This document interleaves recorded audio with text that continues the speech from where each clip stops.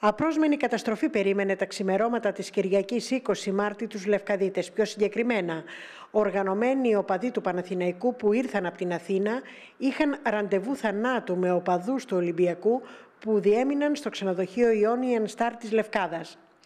Πέρασαν με τραμπουκισμό τη γέφυρα της Λευκάδας, πετώντας διάφορα εκρηκτικά και όποιον πάρει ο χάρος. Τα πρώτα πρωινά πλάνα που θα δείτε είναι από το site My Lefkada.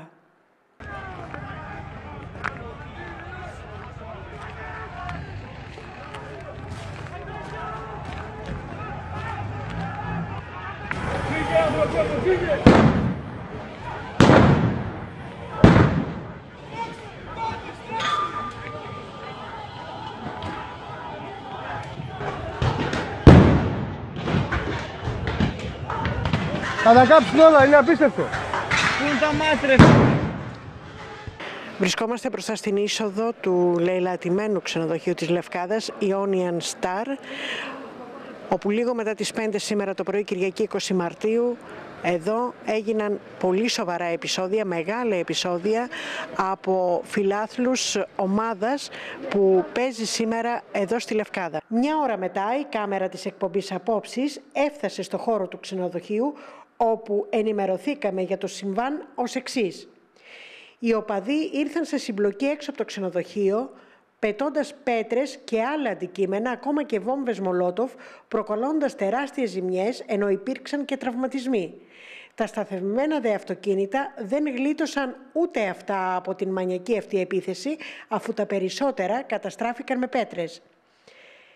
Οι οπαδοί του Παναθηναϊκού, όπως έλεγαν όλοι οι παραβρισκόμενοι έξω από το ξενοδοχείο, θεωρούν τον αθλητισμό τραμπουκισμό και έκαναν τόσο δρόμο μόνο και μόνο για να δημιουργήσουν ταραχή και πανικό, πιστεύοντας έτσι ότι θα υποστηρίξουν την ομάδα τους.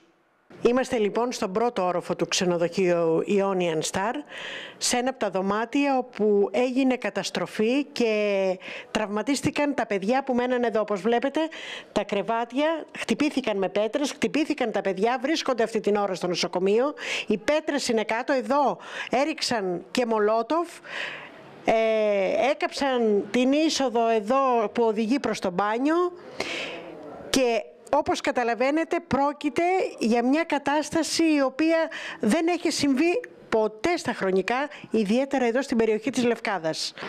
Καλημέρα, είσαστε πελάτης του Ionian Star. Μένετε σήμερα το βράδυ εδώ, στο ξενοδοχείο. Μπορείτε να μας περιγράψετε λίγο τι ακούσατε και τι είδατε? Σήμερα το πρωί, περίπου κατά τις 5:30 με 6 ώρα, εδώ μένανε κάποιοι φίλαθλοι του Ολυμπιακού, ήταν πάρα πολύ ήσυχοι. Σήμερα το πρωί λοιπόν μαζευτήκαν και κάποιοι άλλοι του Παναθηναϊκού και γίνανε επεισόδια έξω από το ξενοδοχείο. Η συμπλοκή τελικά μπήκε μέσα στο ξενοδοχείο, μεταφέρθηκε εντός του ξενοδοχείου και τα σπάσανε όλα, δεν έχει μείνει τίποτα.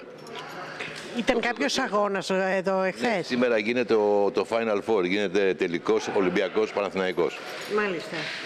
Παραμονή λοιπόν έγινε αυτό που έγινε? Παραμονή δεν είναι παραμονή. Χτύπησαν άνθρωποι? Έχουν χτυπήσει πάρα πολλοί άνθρωποι, μεταφέρθηκαν στο νοσοκομείο στο κεφάλι χτύπημα,